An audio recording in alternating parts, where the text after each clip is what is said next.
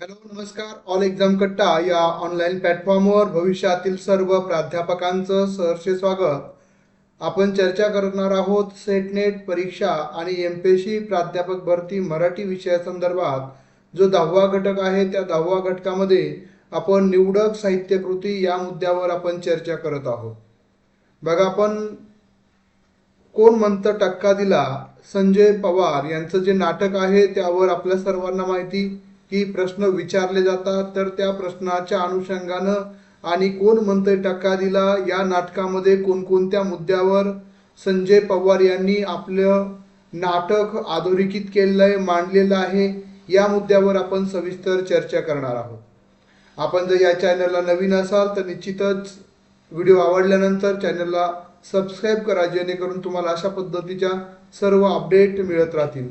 त्याचबरोबर व्हिडिओ आवडल्यानंतर व्हिडिओला लाईक करायला देखील विसरू नका. ज्या विद्यार्थ्यांना सेटनेट परीक्षेचे तुम्ही अभ्यास करत असाल, एमपीएससी अंतर्गत मराठी विषयाचा तुम्ही अभ्यास करत असाल, तर ऑल एक्झाम कट्टा या ॲपच्या माध्यमातून आणि मराठी विषयाचा संपूर्ण मार्गदर्शन कोर्स उपलब्ध आहे, ज्यामध्ये पूर्ण सिलेबसवर आधारित 3500 पेजच्या नोट्स, प्रश्न आणि विश्लेषणासहित, त्याचबरोबर मागील प्रश्नपत्रिकेचं विश्लेषण 5 वर्षाचं आहे. टेस्ट सिरीज 10, ऑनलाईन 10 आणि ऑफलाईन 10 विश्लेषणासह तुम्हाला उपलब्ध आहेत. त्याचबरोबर सर्व रेकॉर्डेड लेक्चर्स आणि इथून पुढचे लाईव्ह लेक्चर्स, अशा पद्धतीनं तुम्हाला हे सर्व कोर्स मिळणार आहे. प्रत्येक रविवारी झूम मीटिंगच्या माध्यमातून चर्चासत्रही त्या अंतर्गत असणार आहे. चला तर आपण सुरुवात करूयात. कोण म्हणतं टक्का दिला या नाटकाचा प्रयोग मला खूप आवडला. विषय स्फोटक असूनही ज्या संयमानं आणि कुठेही तोल न जाऊ देता मांडला गेला आहे, त्यामुळे नाटकी न होता अधिक परिणामकारक झाला आहे. मुळातच संहिताच एका प्रगल्भ आणि समतोल मनाचे दर्शन घडवणारी ती संहिता आहे. अशा सुंदर संहितेचा नाट्य आविष्कार ही तितक्याच संयमाने आणि समजदारीने केलेला आहे.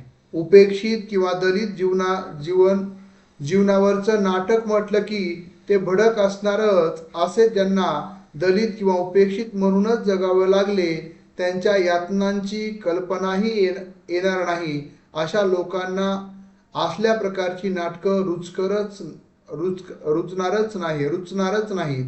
टक्का सारखे नाटक माणसाला अंतर्मुख बनवते, जीवनदृष्टी अधिक स्वच्छ करते, मनात विचारांचं वादळ निर्माण करते. तुमच्या पाठीशी श्री निळू फुले यासारख्या श्रेष्ठ कलावंत उभा राहिला हीच तुमच्या यशाची पावती आहे, असं मला वाटतं. पु ल देशपांडे यांनी हे अभिप्राय या नाटकासंदर्भात सांगितलेला आहे. तर आपण बघा, याच्यामध्ये या नाटकामध्ये निळू फुले कलावंत होते, त्यानंतर नकुल गोरे, अशोक गोरे, अशा पद्धतीचं हे नाटक आहे. जयंत पवार यांनी लिहिलेलं. तर ते आपण समजून घेऊयात परीक्षेच्या दृष्टिकोनातून. बघा, जयंत पवार यांचे कोण म्हणतं टक्का दिला हे नाटक समकालीन मराठी नाटकांच्या इतिहासातील एक मैलाचा दगड मानलं जातं. 90च्या दशकात आलेल्या या नाटकानं आरक्षणासारख्या संवेदनशील विषयाला वाचा फोडली आणि मराठी साहित्यात एक नवी चर्चा सुरू झाली. या नाटकाचे बघा, आता सध्या आरक्षणाचा मुद्दा असल्यामुळं शक्यतो याच्यावर प्रश्न विचारला जाईल. तर या नाटकाचे मराठी साहित्यातील महत्त्व खालील मुद्द्याच्या आधारे आपल्याला स्पष्ट करता येतं. म्हणजे हे जे नाटक आहे, कोण म्हणतंय टक्का दिला, या नाटकामधील मुख्य विषय कोणते आहेत, कोणत्या विषयाभोवती हे नाटक फिरतं, तर ज्वलंत सामाजिक विषयाची मांडणी या नाटकामध्ये केली.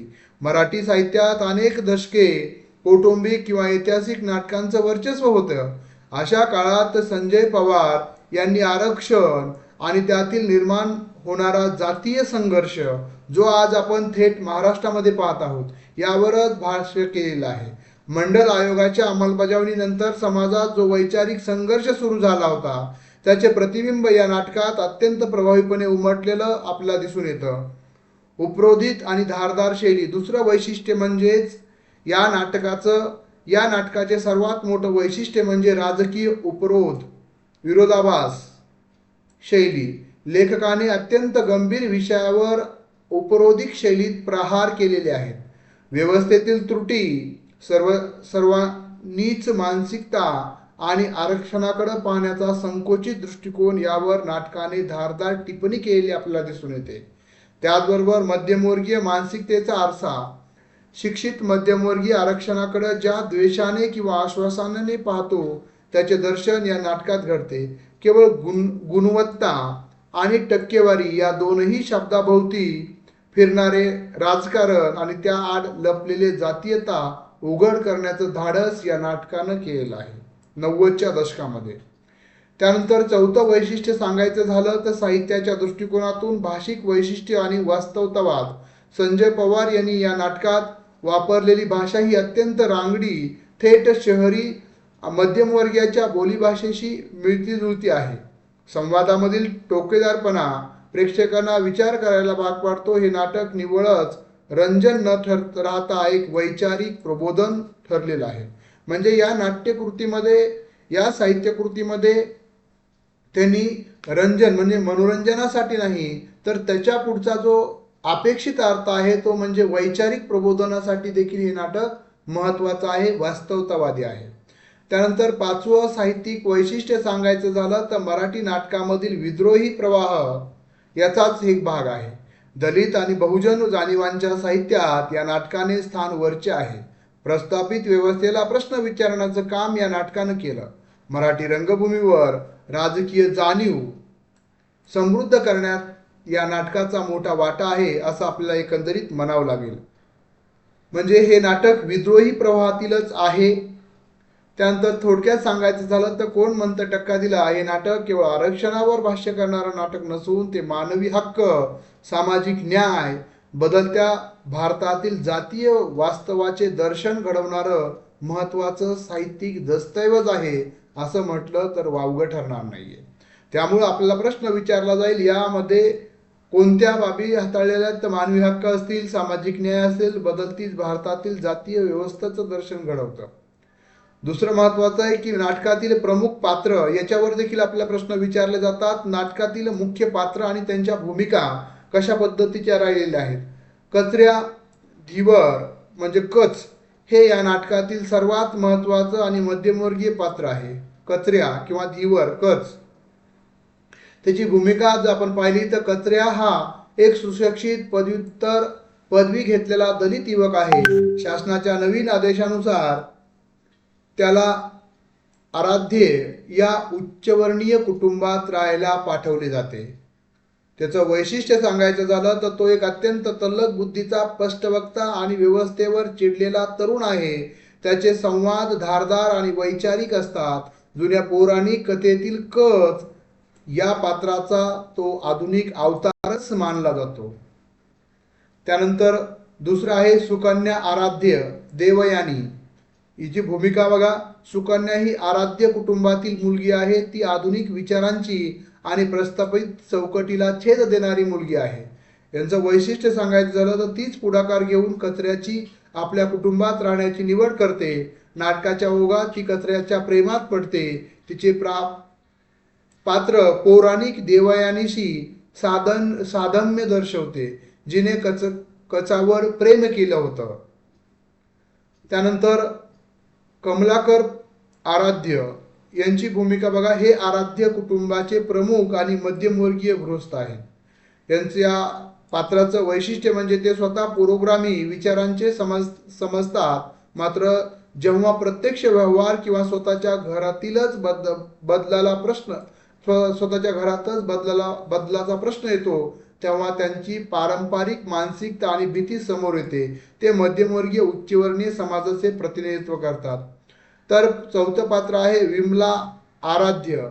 त्यांची भूमिका कमलाकर आराध्य यांच्या पत्नी आणि सुकन्याची आई म्हणजे विमला आराध्य. त्याचं वैशिष्ट्य आहे की त्या एक गृहिणी असून महिला मंडळाच्या कामात सक्रिय असतात. कचऱ्या त्यांच्या घरात आल्यानंतर त्यांची होणारी द्विधा मनस्थिती आणि मनातील जातीय पूर्वग्रह या पात्रातून लेखकाने प्रभावीपणे मांडण्याचा प्रयत्न केलेला आहे. तर पाचवं पात्र आहे सुदर्शन आराध्य. बघा भूमिका. आराध्य कुटुंबातील मुलगा आणि सुकन्याचा भाऊ. याचं वैशिष्ट्य सुदर्शन हा जुन्या विचारांचा आणि आरक्षणाबद्दल तीव्र आकस बाळगणारा तरुण आहे. कचऱ्याच्या घरात येण्याला त्याला कडाडून विरोध असतो. म्हणजे एकंदरीत कशा पद्धतीनं या ठिकाणी हे 5 पात्र महत्वाचे या नाटकामध्ये. पौराणिक संदर्भ काय आहे या नाटकाला, तर बघा नाटकातील सुरुवातीला शुक्राचार्य दानवाचे गुरु आणि बृहस्पती देवतांचे गुरु यांच्यातील संघर्षाची पार्श्वभूमी दिलेली आहे. देवयानीने कचला दिलेल्या शापामुळे तो आधुनिक काळात मागासवर्गीय म्हणून जन्माला येतो, असा एक रंजक दुवा लेखकानं जोडण्याचा प्रयत्न या ठिकाणी केला आहे. या नाटकाला ऐतिहासिक पार्श्वभूमी देण्याचा प्रयत्न केला आहे. थोडक्यात सांगायचं झालं तर हे नाटक कचऱ्या आणि आराध्य कुटुंबातील संघर्षातून सामाजिक जातीव्यवस्था, श्रेष्ठ कनिष्ठ आणि आरक्षणाकडे पाहण्याच्या मध्यमवर्गीय दृष्टिकोनावर भाष्य करते. तर याच म्हणजे अशा पद्धतीनं सामाजिक आरक्षणाचा मुद्दा या कोण म्हणतंय टक्का दिला या नाटकामध्ये मांडलेला आपल्याला पाहायला मिळतो. तर याच नाटकावरील काही मराठी साहित्यिकांनी अभ्यासकांनी आपल्या प्रतिक्रिया दिलेल्या त्या आपण पाहूयात. पु ल देशपांडे यांची प्रतिक्रिया आहे. याच्यावरही प्रश्न विचारले जातात की या नाटकाबद्दल वरील प्रतिक्रिया कुणाची आहे, कुणाचं मत आहे.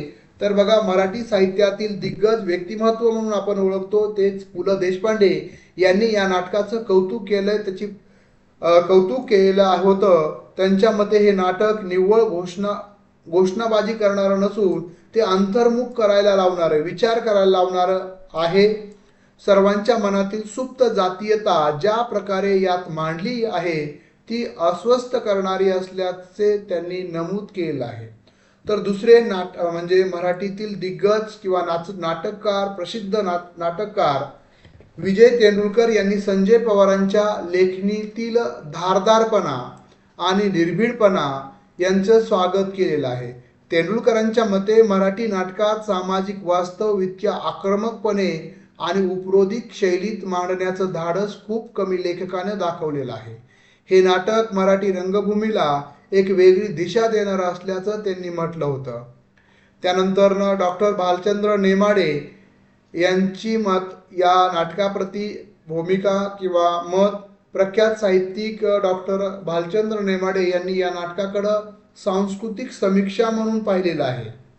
बघा मध्यमवर्गीय मेरिट गुणवत्ता या संकल्पनेचा वापर करून कशा प्रकारे दलितांना परिघाबाहेर ठेवतो याचं उत्कृष्ट चित्रण या नाटकात असल्याचं त्यांनी अधोरेखित केलं आहे. तर चौथी प्रतिक्रिया आहे पुष्पा भावे यांची समीक्षा या नाटकासंदर्भात त्यांनी मांडलेली आहे. ज्येष्ठ समीक्षक पुष्पा भावे यांनी या नाटकाचं पौराणिक संदर्भ आणि आधुनिक वास्तव यांच्या मिलाफाचं कौतुक केलेलं आहे. कच देवयानी या कथेचा वापर करून लेखकानं आरक्षणासारख्या गुंतागुंतीच्या विषयाला जे परिणाम दिले ते मराठी साहित्यात वैशिष्ट्यपूर्ण असल्याचं त्यांनी सांगितलेलं आहे पुष्पा भावे.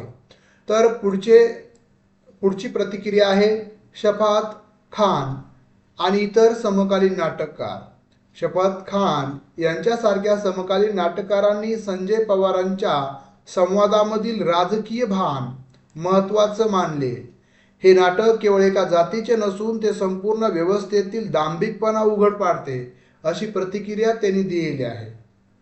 सारांश स्वरूपामध्ये आपण प्रतिक्रियांचा जर आपण या नाटक समीक्षेचा जर विचार केला तर पु ल देशपांडे कशावर त्यांनी मुख्य भर दिलाय तर मध्यमवर्गीयाच्या मानसिकतेवर केला प्रहार आणि आत्मपरीक्षणाला भाग पाडलेला या नाटकानं असं ते म्हणतात. तर विजय तेंडुलकर सांगतात भाषेच्या धारदारपणा आणि वास्तवतावाद, भाषेतील धारदारपणा आणि वास्तवतावाद या नाटकामध्ये त्यांनी मांडलाय असं त्यांचं मत आहे. तर पुष्पा भावांच्या मते पौराणिक मिथकाचा सामाजिक संदर्भात केला कल्पक वापर यामध्ये पाहायला मिळतो. तर भालचंद्र नेमाडे गुणवत्तेच्या नावाखाली होणाऱ्या जातीय राजकारणी चिरफाड त्यामध्ये केलेली आहे असं त्यांचं मत आहे. परीक्षेच्या दृष्टिकोनातून जर आपण पाहिलं कोण म्हणतंय टक्का दिला या नाटकावर आधारित महत्वाचं आपल्या एका वाक्यातील मुद्दे सांगायचं झालं तर हे नाटक कुणाचं आहे, हे नाटक कोण म्हणतंय टक्का दिला लेखक प्रसिद्ध नाटककार संजय पवार आहेत. साहित्यिक प्रकार राजकीय सामाजिक नाटक असून हे उपरोधिक शैलीत लिहिलेलं आहे. कोणत्या शैलीमध्ये? उपरोधिक शैलीमध्ये. विरोधाभास. त्यानंतर कथानक आणि संदर्भ. बघा मुख्य विषय काय आहे? तर आरक्षण. या नाटकाचा मुख्य विषय काय आहे? तर आरक्षण आणि त्यातूनच निर्माण होणारा सामाजिक जातीय संघर्ष या विषयावर आधारित आहे. त्यानंतर पौराणिक संदर्भ. लेखकानं या नाटकात कच आणि देवयानी या पौराणिक कथेचा आधुनिक संदर्भात वापर केलेला आपल्याला दिसून येतो. तर मध्यवर्तीय संघर्ष काय आहे? तर गुणवत्ता विषयक धारणा आणि दलितांचे जगण्याचे वास्तव्यातील संघर्ष मांडण्याचा प्रयत्न या नाटकामध्ये केला आहे. तर प्रमुख पात्र सांगायचं झालं तर कचऱ्या धीवर म्हणजे कच नाटकाचा नायक जो उच्च शिक्षित दलित असून आरक्षणाच्या मुद्द्याचे तो प्रतिनिधित्व करत असतो. तर सुकन्या आराध्या देवयानी प्रस्थापित विचारांना छेद देणारी आणि कचावर प्रेम करणारी नायिका. तर कमलाकर आराध्य मध्यमवर्गीय सवर्ण मानसिकतेचे आणि सुप्त जातीयतेचे प्रतिनिधित्व करणारं हे पात्र आहे. त्यानंतर महत्त्वाचे वैशिष्ट्य किंवा मुद्दे. टक्केवारीचे राजकारण. नाटकाच्या शीर्षकावरून टक्का बघा असेही प्रश्न विचारलेले आहेत, विचारले जाऊ शकतात. टक्का लेखकाने केवळ गुणांच्या टक्केवारीवर आधारित गुणवत्तेच्या व्याख्येला प्रश्न विचारलेला आहे. टक्का म्हणजे तर घरातील आरक्षण. बघा शासनाच्या एका काल्पनिक आदेशानुसार कचऱ्याला सुवर्ण आराध्य कुटुंबात राहायला पाठवले जातं. शासनानं आदेश काढलेला असतो. हा नाटकाचा मुख्य प्लॉट आहे. तर सांस्कृतिक संघर्ष. हे नाटक केवळ आर्थिक संघर्षावर भाष्य करत नाही तर दोन भिन्न सांस्कृतिक पार्श्वभूमी असलेल्या व्यक्तीमधील संघर्षावर प्रकाश टाकण्याचं काम हे नाटक करतं. तर साहित्यिक वैशिष्ट्य काय आहे? संवाद शैली. बघा या नाटकात संवाद अत्यंत टोकदार, रांगडे, उपरोधिक स्वरूपाचे आहे. याचा उद्देश समाजातील दांभिक पुरोगामीपणा उघड करणे आणि प्रेक्षकांना अंतर्मुख करणे हा या नाटकाचा महत्त्वाचा उद्देश आहे. माझ्या मते सर्वांना कोण म्हणतं टक्का दिला हे संजय पवारांचं नाटक आणि म्हणजे परीक्षाभिमुख दृष्टिकोनातून आपण सर्व नाटक अभ्यासणं तर शक्य नाहीये, पण परीक्षाभिमुख दृष्टिकोनातून नक्कीच तुम्हाला हे समजलं असेल. तर याच्यावर प्रश्न कसे विचारले जातील किंवा विचारलेले आहेत त्याचाही आपण थोडक्यामध्ये आढावा घेऊयात. कोण म्हणतं टक्का दिला? या नाटकाचे लेखक खालीलपैकी कोण आहेत? सतीश आळेकर, विजय तेंडुलकर, संजय पवार, प्रेमचंद्र गिजवी. तर योग्य उत्तर आहे संजय पवार. संजय पवार हे 90च्या दशकातील महत्त्वाचे नाटककार. त्यांनी या नाटकाद्वारे आरक्षणासारख्या संवेदनशील विषयाला राजकीय उपरोधाच्या माध्यमातून रंगभूमीवर मांडलेलं आहे. दुसरा प्रश्न. या नाटकात लेखकानं कोणत्या पौराणिक कथेचा आधार घेतलेला आहे? तर कच आणि देवयानी. पर्याय क्रमांक 2 बरोबर आहे. आपल्याही प्रतिक्रिया तुम्ही चॅट बॉक्समध्ये नोंदवत चला. तर पर्याय क्रमांक बी आहे. महाभारतातील कच आणि देवयानी कथेतील कच हा संजीवनी विद्या घेण्यासाठी शुक्राचार्याकडे जातो. या नाटकात कचऱ्या धीवर या नायक आरक्षणाच्या निमित्तानं आराध्य सुवर्ण कुटुंबात येतो. या पौराणिक संदर्भ वापरून लेखकानं आधुनिक जातीय वास्तवावर भाष्य केलेलं आपल्याला दिसून येतं. तर कोण म्हणतं टक्का दिला? या नाटकाचा मुख्य विषय कोणता आहे? शेतकरी आत्महत्या, स्त्री-पुरुष समानता, आरक्षण आणि जातीय संघर्ष, जागतिकीकरण आणि मध्यमवर्गीय. तर योग्य उत्तर आहे पर्याय क्रमांक सी. बरोबर आहे. आरक्षण आणि जातीय संघर्ष. मंडल आयोगाच्या अंमलबजावणीनंतर भारतीय समाजात विशेषतः मध्यमवर्गीय आरक्षणाबद्दल जो प्रक्षोभ निर्माण झाला होता या पार्श्वभूमीवर हे नाटक सामाजिक न्यायाचा आणि मानसिकतेचा शोध घेतं. तर पुढचा चौथा प्रश्न आहे. नाटकातील नायक कचऱ्या धीवर हा कोणत्या कुटुंबात राहायला गेला? तर आराध्य कुटुंबात तो राहायला गेला होता. तर पुढचा पाचवा प्रश्न. या नाटकातील टक्का हा शब्द कशाचे प्रतिनिधित्व करतो? पैशाचा, नफा, गुणवत्ता आणि टक्केवारीचे राजकारण, व्याजाचा दर, परीक्षेतील श्रेणी. तर योग्य उत्तर आहे गुणवत्ता, मेरिट आणि टक्केवारीचे राजकारण. सुवर्ण समाजात नेहमीच गुणवत्ता किंवा टक्क्यांच्या नावाखाली आरक्षणाला विरोध करतो. लेखक या शीर्षकाद्वारे प्रश्न विचारतात की केवळ गुणांच्या टक्केवारीवरूनच माणसाची लायकी ठरते का, की सामाजिक विषमतेचा टक्काही मोजायला हवा. असं या ठिकाणी टक्का हा शब्द त्यासाठी वापरलेला आहे. अशा पद्धतीनं बघा कोण म्हणतंय टक्का दिला. संजय पवार यांची जी नाट्यकृती आहे, साहित्यकृती आहे, ती आपण सेटनेट परीक्षा आणि एमपीएससी प्राध्यापक भरतीच्या दृष्टिकोनातून पाहिलेली आहे. जर ज्या विद्यार्थ्यांना काही शंका असेल तर तुम्ही मेसेज करू शकता, कॉल करू शकता. चालेल. हा व्हिडिओ आवडला असेल तर निश्चितच लाईक आणि कमेंट करायला विसरू नका. आणि अभ्यासामधील सातत्य खूप महत्त्वाचं आहे. तरच आपण आपल्या ध्येयापर्यंत पोहोचू शकतो. अन्यथा आपण जर बघितलं स्पर्धा भरपूर असणार आहे, पण त्या स्पर्धेमध्ये आपलं अस्तित्व टिकवायचं असेल तर अभ्यासाशिवाय पर्याय नाहीये.